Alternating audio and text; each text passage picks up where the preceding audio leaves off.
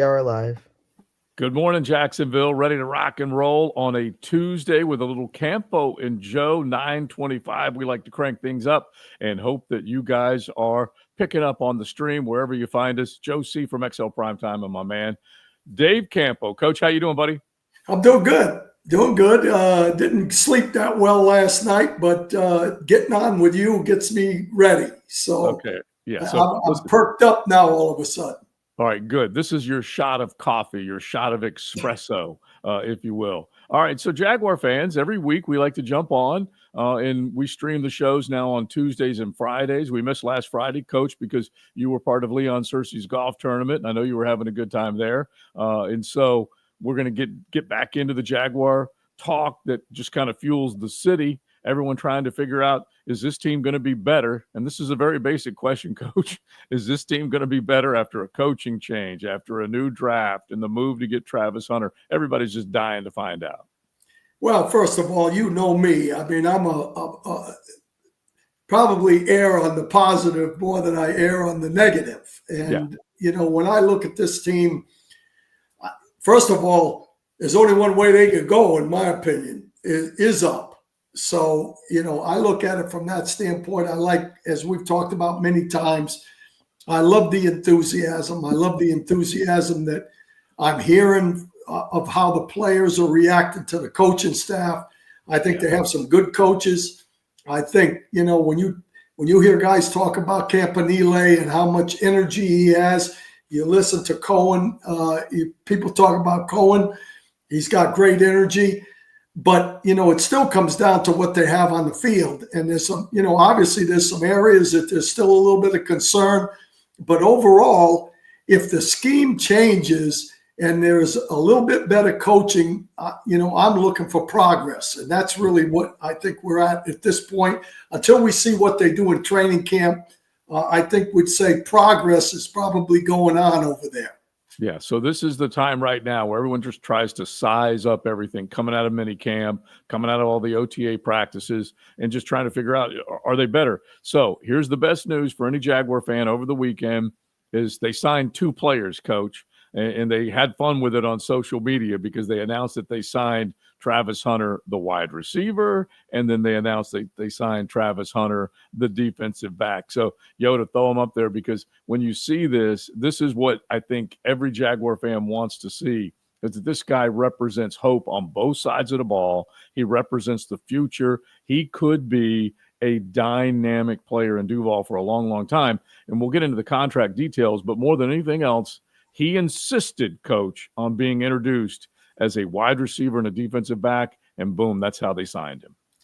Yeah, you know, I've heard him on some interviews. I've seen some stuff on him where, you know, he made it very clear that the most exciting thing about being here is the fact that they're going to let him be him. Right. I think that's what you're talking about. I mean, I think this kid really believes that he can go out and he can help this football team win on both sides of the ball. And listen, from what he's done up to this point, I got to believe him. You know, after watching him run around athletically and all those kind of things, you know, I really believe he can do that. It will be on a limited basis on one side or the other, but you know, there's no question that this guy feels like that he can run all day. And It doesn't matter. You know, put me out there. I'm going to play no matter where it is. And this is a question that we won't really be able to answer, I don't think, until we actually get to the season. We may see a lot of training camp moments, practice-wise, where he's on one side of the ball or he's practicing both sides in one particular day of work. And so we really don't know. So here's the million-dollar question right now, Coach. And it's been talked about a little bit more since that last day of minicamp when we did see him both in a white jersey and a teal jersey. He didn't work a lot on defense, but he did work a little. And so Liam Cohen kind of left us all with a thought in his head that, hey, they wanted to put a lot on the offensive side because he is less seasoned there. He's more of a defensive back by trade. How much more work, or will it even out on both sides of the ball, in your opinion, once we get to training camp? Well, I think work-wise, I don't think it'll even out. I think work-wise, he's going to be a receiver when we start the football season.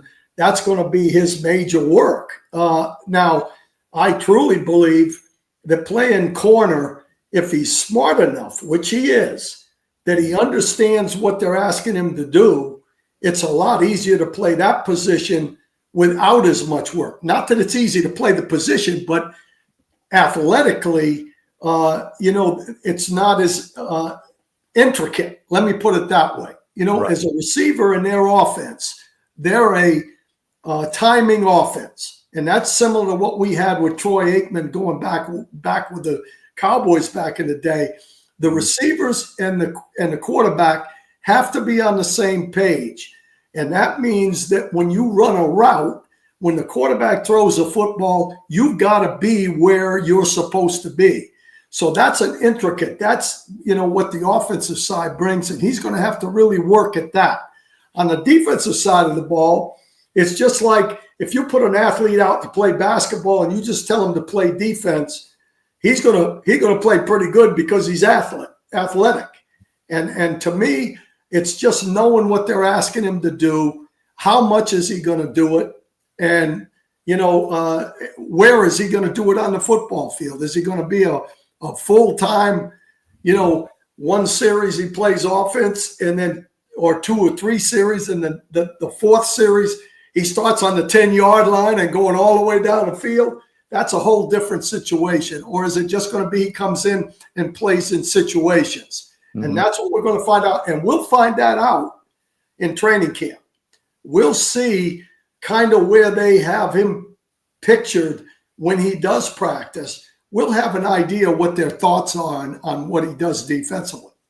So one of the quotes from Cohen after that last practice was basically, everyone wants to know how much is he going to see on both sides of the ball. And the quote is, it's a lot of volume.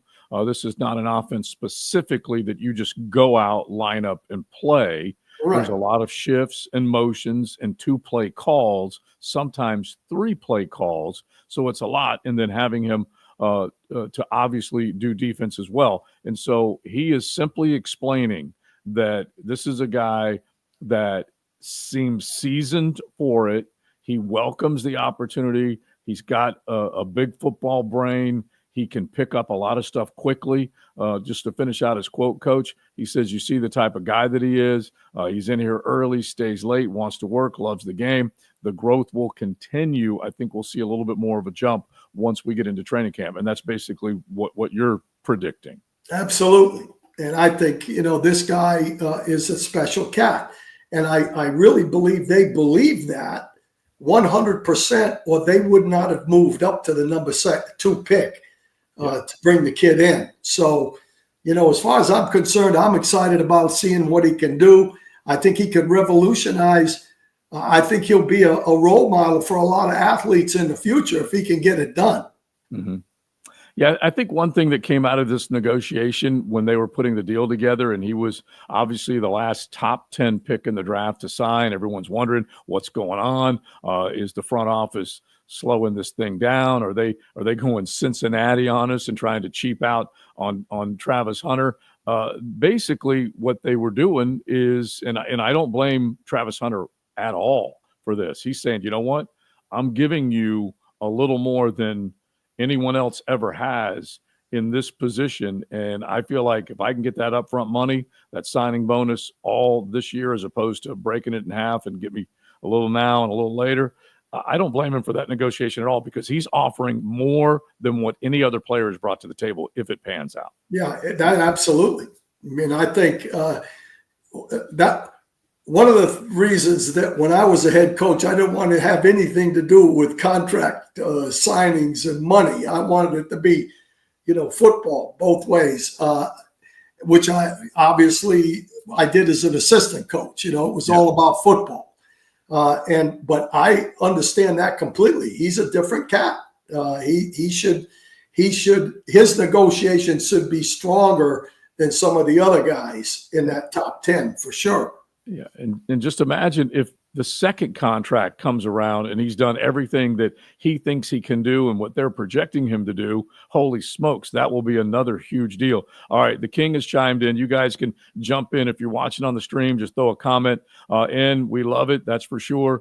He says that he thinks Travis will help on offense due to his ability to find those open zones, especially when the quarterback is in trouble, just like he did for Colorado. And, Coach, that's an important one, because if you get Trevor Lawrence heading in a direction that Liam Cohen wants him to go in, meaning be decisive, make your decisions quickly, find an open guy, and throw him open, and now Travis Hunter can be another layer of that. Yeah, I think athletically there's no question that he can find some areas.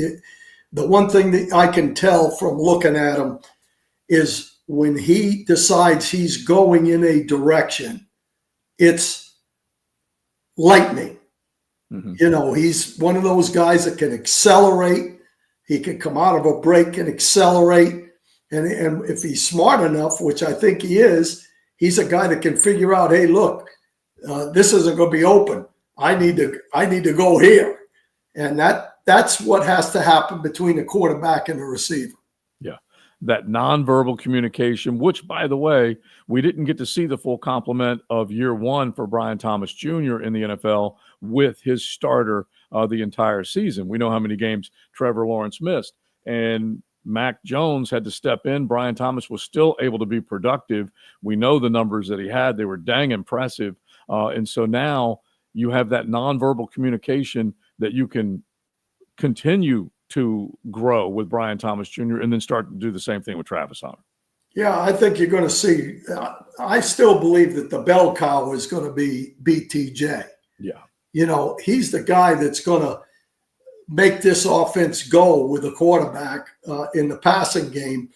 But the better guys, you know, I just saw a deal that pointed out the best receiver duos in the league.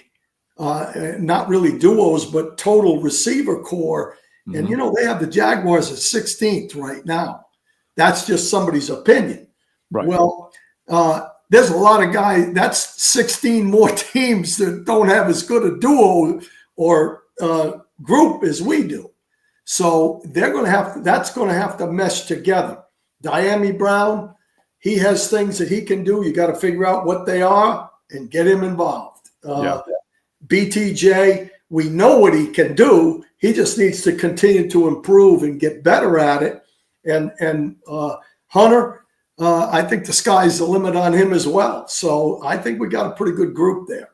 All right, we're going to take a look at the depth chart coming up here in a second, but let's just give you one from The Athletic as far as who they are looking forward to when it comes to camp battles and who might be stars. And BTJ, of course, is a headliner right now, Coach, and you're spot on. But here's what they said. Wide receiver Brian Thomas Jr., cornerback Tyson Campbell could be training camp's true headliners. So much attention has been placed on Liam Cohen's arrival and the corresponding impact on Trevor Lawrence, along with the fascination of Travis Hunter. Thomas and Campbell, terrific offseason battles, should be foreshadowing of some must-see training camp matchups.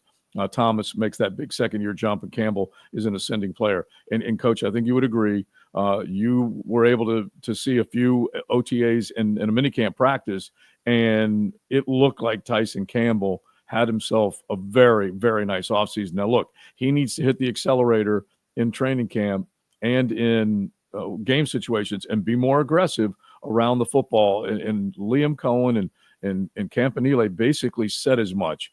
Active hands, be a little more physical at the line of scrimmage and when you're going up for a 50-50 ball. Right. And I think that's what he needs to get better at. And I think some of it has been slower because of some injury situations. He's got to stay healthy. Yeah. Campbell, listen, when I saw him for the first time out there, I said, man, that's a good look at corner right there. Mm-hmm. You know, I'd like to coach him. And I think with the guys that they've got back there coaching, I think he's going to improve.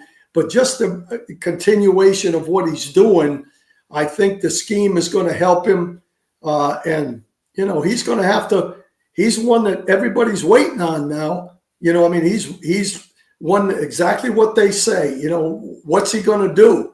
This is the time right now for him to start to show what he can do, along with Trevor Lawrence and along with Travis Hunter and BTJ.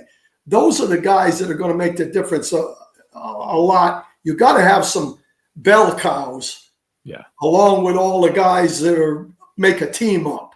And those are the guys that you would look at right now and say, along with a Trayvon Walker and a Josh Allen, those are the guys that have got to play.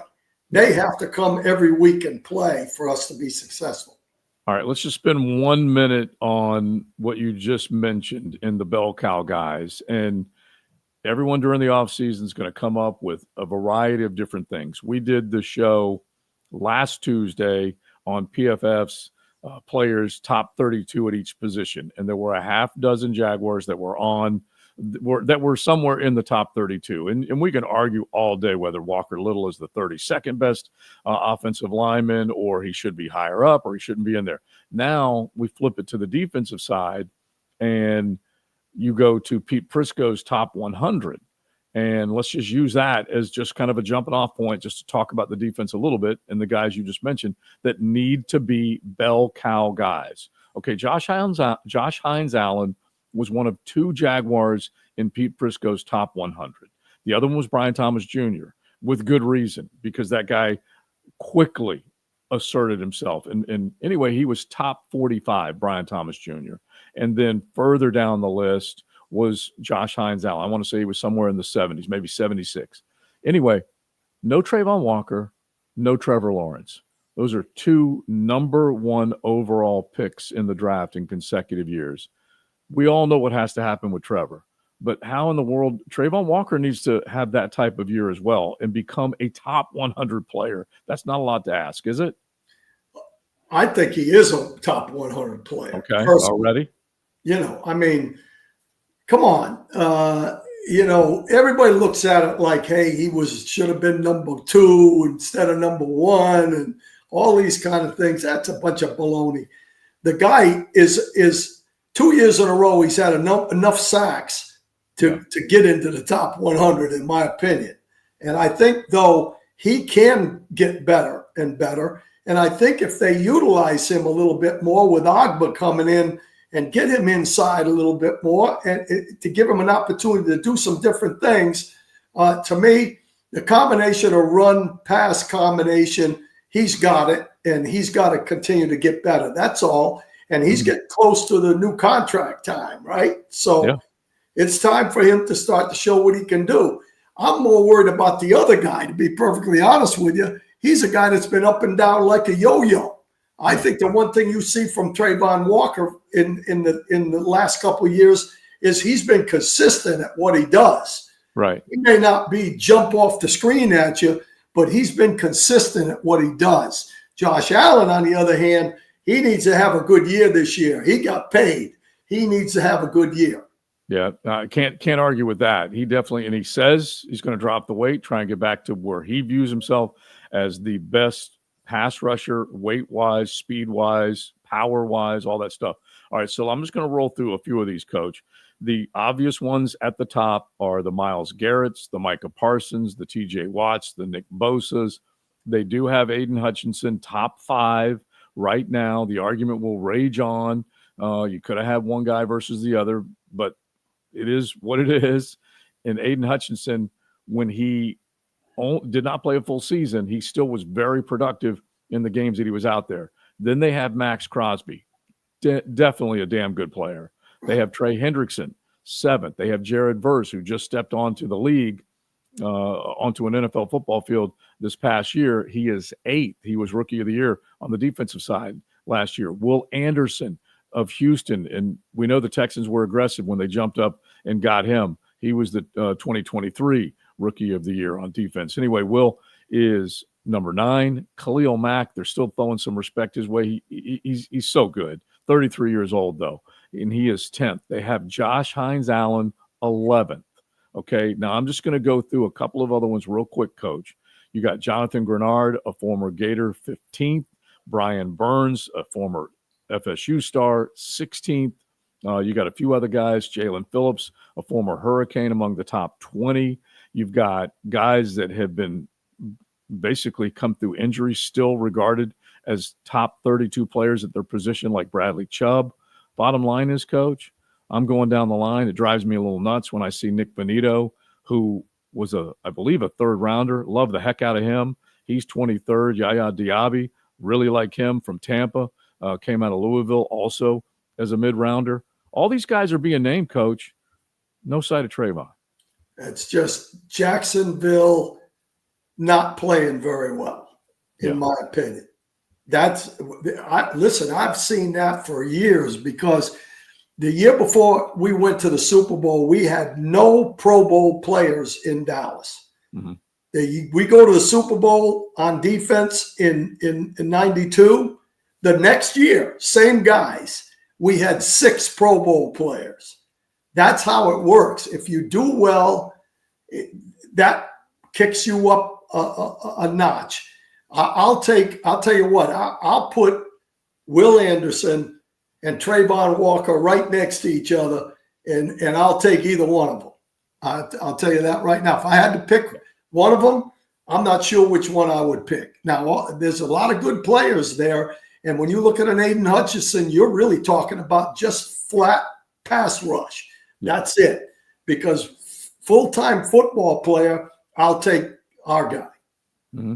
Okay, I love it. And I do laugh when I see Chris's post talking about Pete Prisco, who did not include Trevor or Trayvon among the top 100. And he was on the Frangie Show on Friday. And I want to say Hayes Carline was the one who asked him. He said, where is Trayvon? He wasn't even talking about Trevor as much. He was talking about Trayvon. And he said he's just outside the top 100 and obviously needs to be able to get to the quarterback more. And I can't disagree with that. But anyway, Chris says, love Prisco, but he is fried, and you can't take his opinion seriously. And look, exactly.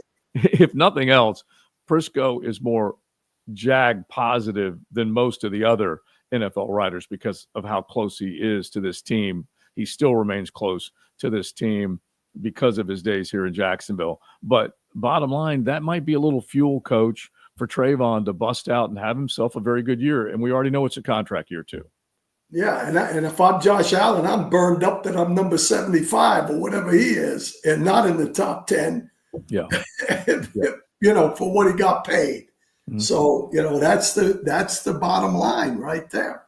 All right, so let's just use the last bit of time we have. Another comment was that Trevor has not been the problem, and that Trevor is obviously ready to break out again with this new offense, and it has to happen, Coach. And we've all talked about it. So, on the offensive side, and we'll do the defensive side on Friday. But I wanted to look back post Dave Caldwell. All right. So this is the Trent Baalke-led drafts, which ran all the way up to this season. And now we have James Gladstone, the Harry Potter of Duval, in charge.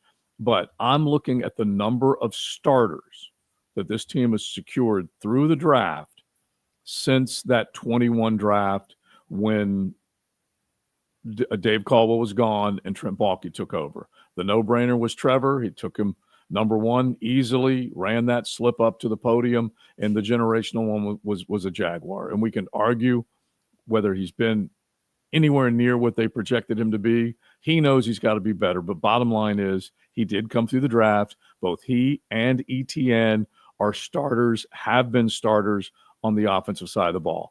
The only other guy that came through the draft that year that now is actually a starter is Walker Little. And we're going to find out whether or not he's going to get the job done. So let's start with those three, Coach. 2021 draft, and that's really all they've netted. We'll get to the defensive side next with our next show, but those are the only three that are starters coming out of that 21 draft. Yeah, that's not very good, obviously. That I think the jury's still out on all three of them, actually. But I think ETN, I think ETN's going to have a good year, but he has to kind of do some things as well. So I think that those three guys they're starters, but I don't know where they're at yet. And I think we're going to find that out for sure this year. And we'll see what happens.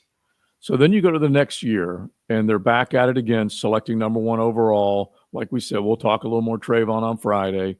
But out of that draft, the only guy that they got on the offensive side that stuck was Luke Fortner. And Luke did start the first 34 games of his career. He was a third-round draft pick. He did start. We all know that it ended up being less than what Jaguar fans wanted to see.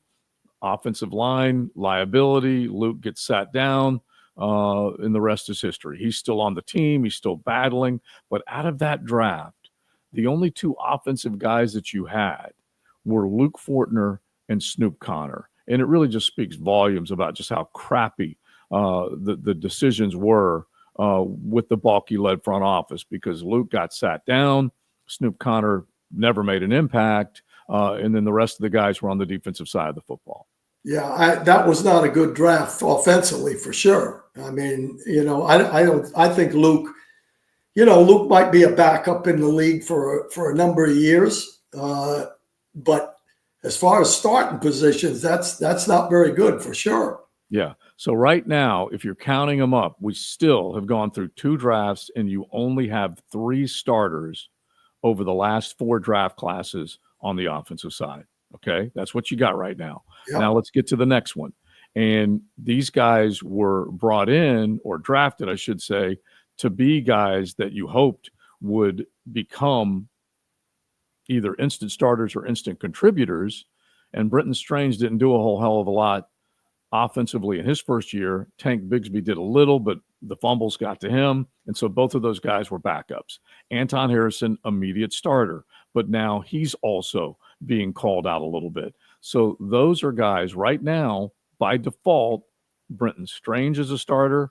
Anton Harrison has been a starter since day one. But when you look on the offensive side, Coach, those 2 guys, and now Tank could be your number 1 running back when it's all said and done, then you would have 3 more on the offensive side coming out of the draft. I think that's a better draft. I mean, if you look at it realistically, I have a lot of confidence in Strange. I think he's going to be a really good player. He'll be a starter this year. There's no question about that. So you put him in there. Bigsby and ETN, in my opinion, are neck and neck. So one of them's got to start. I don't think Tootin's going to start at the beginning of the year. So I think, it's going to be one of those 2 guys. So I would say that you'd have to count Bigsby as a starter.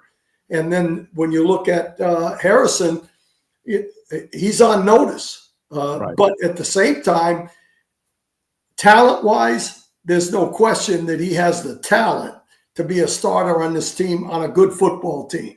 But he hasn't proven it yet. And that's the same thing we're talking about Trevor Lawrence. He has the talent, but he hasn't proven it yet. So if you throw Anton and Brenton in there, you're at 5 starters. You can say co-starter with Tank if you want, and then you can add Parker Washington in. Okay, Washington's an interesting study, because we're going to find out whether or not they went in a different direction to replace him ultimately. Not quite sure just yet, but Washington's still on the team. He's made plays here or there. And so Parker, as a 5th-round pick, still has a shot. Okay. Yeah, I think Washington is a role player. I don't think I think they made the decision that Washington's not a full-time starter. And so, to me, he's a role player. He can make some plays. He's going to help this football team, as part of the group. Yeah. I don't think he's a starter personally. Yeah. One of the comments, Washington is your punt returner. And the other comment is talking about Tank and Britton from Social, basically saying they were given little opportunity for different reasons their rookie year. And really, when they had Evan Ingram, you were going to get the football to him. Right. When we thought Doug Peterson was going to go with a 2 tight end set, they had Luke Farrell still part of the equation. He was a good inline blocker, and Brenton Strange didn't necessarily represent that classic inline blocker. So I get it. But at the same time, now they've got to come through. I'm not even hammering them for not having a great rookie year. I don't think you are either, Coach. No. But they've got to come through. No, like I said, I believe Strange is going to do what they expected him to do, when they got rid of Ingram. They expect him to be a starter, and they expect him to be a productive starter. And that's what we'll see, hopefully. Okay, so let's just wrap this up with the last guys that came through. And we know just how good Brian Thomas Jr. has been. So now we're up to a half dozen starters. You could throw in, like we said, key contributors in the tank and Parker category. But Brian Thomas Jr., and then you really, with the draft, they didn't get anything out of Javon Foster. We're going to find out whether or not he can become a guy that's integral in that offensive line rotation, whether he gets to battle for a job or not. But anyway, Keelan Robinson, no longer part of the equation. So now, Coach, out of that last draft, you only got one starter. That's it. Yeah. I mean, that says it all. That's, that's where we're at right now. And I think you're going to see a few more starters out of this draft coming up that just happened. But that is, we got to see where that goes too. So There's a lot of question marks. Yeah, because you have Travis Hunter. You can plug him in as a starter and hope like heck that it turns out with great fortunes the way Duval's hoping for. You'll find out if Wyatt Milam's going to become an interior starter. You mentioned Bashal Tootin. We'll find out if he's a guy that steps forward and is ready to replace ETN when ETN finishes up his contract here. And then after that, there's a lot of guys that you're going to be looking at, mainly on the defensive side of the ball. We don't know what Jonah Monheim will be, but we'll at least wait and see how that goes. So let's just finish this out because, one of our viewers, Chris, says, I don't understand the hate towards ETN. Had a bad year last season, mainly due to the offensive line. 22-23, ETN and CMAC were the only two running backs to have 1,400 scrimmage yards. And I'm agreeing with you, bro. That year, he was much more, he took care of the football, healthier, a little more dynamic. And when you're in a small group with Christian McCaffrey, you've done something. And so I do believe, let's we wrap this up, Coach. I do believe Travis Etienne will have a bona fide good season with Liam Cohen's offense. I'm a buyer. And I think it's a good thinking because he can catch the ball. Yeah. I think the combination of him being able to get involved in the passing game more with what they like to do, I think he brings that to the table. Plus, if he has an opening, I mean, he can take it to the house. I mean, he's got good speed. So you get him the ball in space. He's a really good player, in my opinion. That's, to me, it's been more about them not getting him the football in the right types of plays and those kind of things. Hopefully the scheme will help him. Yeah. All right. I'll tell you what, Coach, I do believe we still got plenty to look forward to and see what these guys can do. It's all that hard work that Leon Searcy and you always talk about. You do the work in the off season and it pays off when you get to counting up wins and losses, and we'll see how it all goes. But it's going to be fun. I'm excited. I know you're excited, and we appreciate everybody who checked in with us this morning. That's for sure. You ready to go to work with a little XL Primetime later today? Absolutely.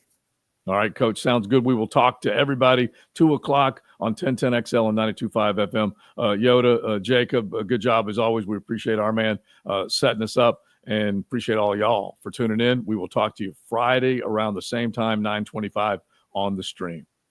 Have a good one.